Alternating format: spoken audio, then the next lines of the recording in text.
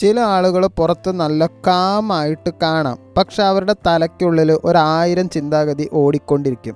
അവർ ചിരിക്കും, സംസാരിക്കും, ഫണ്ണി ആയിട്ട് ബിഹേവ് ചെയ്യും, പക്ഷെ രാത്രി സമയത്ത് മനസ്സ് ഷട്ട് ഡൗൺ ആകില്ല. അതാണ് മകീര നക്ഷത്രം.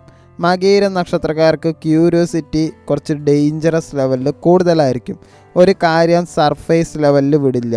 അതിനെ നന്നായിട്ട് ഒബ്സേർവ് ചെയ്യും, അതിനെ നന്നായിട്ട് ആനലൈസ് ചെയ്യും, അതിനെ നന്നായിട്ട് സെർച്ച് ചെയ്യും. ഇവർക്ക് പുതിയ എക്സ്പീരിയൻസ് വളരെ ഇഷ്ടമാണ്. പുതിയ ആളുകൾ, പുതിയ ഐഡിയാസ്, പുതിയ സ്ഥലങ്ങൾ. അതുകൊണ്ട് ലൈഫിൽ പാറ്റേൺ കുടുങ്ങി ജീവിക്കാൻ ബുദ്ധിമുട്ടാണ്. പുറത്ത് ഫ്രണ്ട്ലി വൈബാണ്, കമ്മ്യൂണിക്കേഷൻ സ്കില്ലുണ്ടാവും, അതുപോലെ തന്നെ കോമഡി പറയാൻ നന്നായിട്ട് അറിയാം. പക്ഷെ ഉള്ളിൽ ഒരു റെസ്റ്റും ഇല്ലാത്ത ഒരു മനസ്സാണ്. നിങ്ങൾക്ക് സമാധാനം വേണം, പക്ഷെ മനസ്സ് എപ്പോഴും ഇങ്ങനെ ചലനം തേടിക്കൊണ്ടേയിരിക്കും. മകീര നക്ഷത്രക്കാരുടെ ഏറ്റവും വലിയ സ്ട്രെങ്ത് എന്താണെന്ന് അറിയാമോ?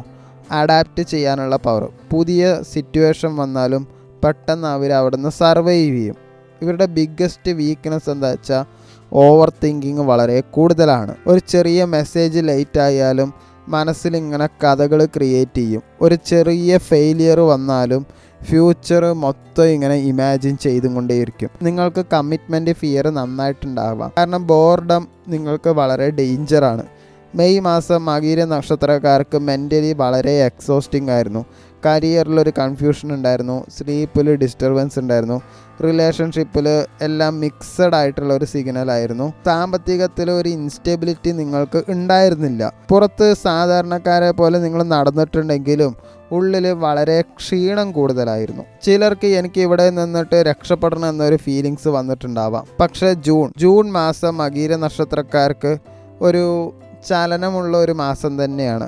കരിയർ നോക്കുകയാണെങ്കിൽ വിചാരിക്കാത്തൊരു ഓപ്പർച്യൂണിറ്റീസ് വരും. ഒരു ഇൻ്റർവ്യൂ കോൾ വരാം, നെറ്റ്വർക്കിംഗ് വരാം, പുതിയ കണക്ഷൻ വരാം. കമ്മ്യൂണിക്കേഷൻ സ്കില്ല് നന്നായി സംസാരിക്കാൻ അറിയുന്നത് കൊണ്ട് തന്നെ ആളുകൾ നിങ്ങളെ നോട്ടീസ് ചെയ്യുകയും ചെയ്യും. പക്ഷെ പ്രശ്നം എന്താണെന്ന് അറിയുമോ? മനസ്സ് സ്ഥിരമായി നിൽക്കില്ല. ഒരു ദിവസം ഈ ജോലി മതി, അടുത്ത ദിവസം എനിക്ക് വേറെ ജീവിതം വേണം എന്നൊരു വിചാരം നിങ്ങൾക്കുണ്ടാവും.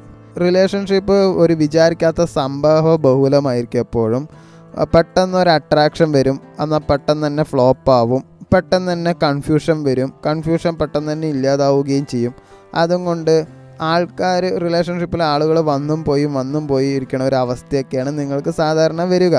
സിംഗിളായവർക്ക് പെട്ടെന്നൊരു കണക്ഷൻ വരാൻ സാധ്യതയുണ്ട് ജൂൺ മാസത്തിൽ. കമ്മിറ്റഡ് ആയവർക്ക് ഇതുപോലെ തന്നെ വാക്ക് തർക്കത്തിൽ എന്തായാലും പിരിയാനും സാധ്യതയുണ്ട്. ഒരു റീപ്ലേയിലെ ടോൺ പോലും ആലോചിക്കും, എന്തുകൊണ്ട് ഇവനിപ്പോൾ ഇങ്ങനെ ഒരു റീപ്ലേ തന്നെ എന്നത്. സാമ്പത്തികപരമായിട്ട് നോക്കുകയാണെങ്കിൽ പല സ്ഥലത്തുനിന്നും സാമ്പത്തികം നിങ്ങൾക്ക് വരും. ഓൺലൈനിലുള്ള വർക്ക്, സംസാരത്തിലൂടെ അതിൻ്റെ ഒരു പൈസ വരും. അതുപോലത്തെ ട്രാവൽ റിലേറ്റഡ് ആയിട്ടുള്ള ഒരു ചെറിയൊരു ഗെയിൻ നന്നായിട്ടുണ്ടാവും. പക്ഷേ നിങ്ങൾ ചിലവാക്കുന്നത് കൺട്രോൾ ചെയ്തില്ലെങ്കിൽ അതൊരു പ്രശ്നം തന്നെയായിരിക്കും. അതായത് ഈ ഗാഡ്ജറ്റുകളൊന്നും അധികം വാങ്ങാതിരിക്കുന്നതായിരിക്കും നല്ലത്. അതുപോലെ ട്രിപ്പ് പോവാതിരിക്കുന്നതായിരിക്കും നല്ലത്. അതുപോലെ സിനിമ തിയേറ്ററിൽ പോവാതിരിക്കുന്നതായിരിക്കും നല്ലത്. അതുപോലെ പെട്ടെന്ന് എന്തെങ്കിലും ഫ്ലിപ്കാർട്ടിൽ ആമസോണിലൊക്കെ കണ്ടാൽ അതും വാങ്ങേണ്ട ആവശ്യം നിങ്ങൾക്ക് ഇല്ല. കാരണം പണം വന്ന സ്പീഡിൽ ജൂൺ മാസത്തിൽ പോകാൻ സാധ്യതയുണ്ട്. ജൂൺ മാസം നിങ്ങളുടെ മനസ്സ് വലിയൊരു കല്ല് കയറ്റി വെച്ച പോലെ ആയിരിക്കും. നിങ്ങളുടെ ചിന്തകൾ എന്തായാലും നിൽക്കുകയില്ല. ഒരു സ്ഥലത്ത് എനിക്ക് സ്വാതന്ത്ര്യം വേണമെന്ന് വിചാരിക്കും, വേറൊരു സ്ഥലത്ത് എനിക്ക് സമാധാനം, സ്റ്റെബിലിറ്റി വേണമെന്നും വിചാരിക്കും. മകീര നക്ഷത്രക്കാർക്ക് ഒരു ഹിഡൻ ഫിയർ ഉണ്ട്. ഞാൻ ഈ ഒരേ ജീവിതത്തിൽ കുടുങ്ങിപ്പോകുമോ എന്നൊരു പേടി നിങ്ങൾക്ക് നന്നായിട്ടുണ്ട്.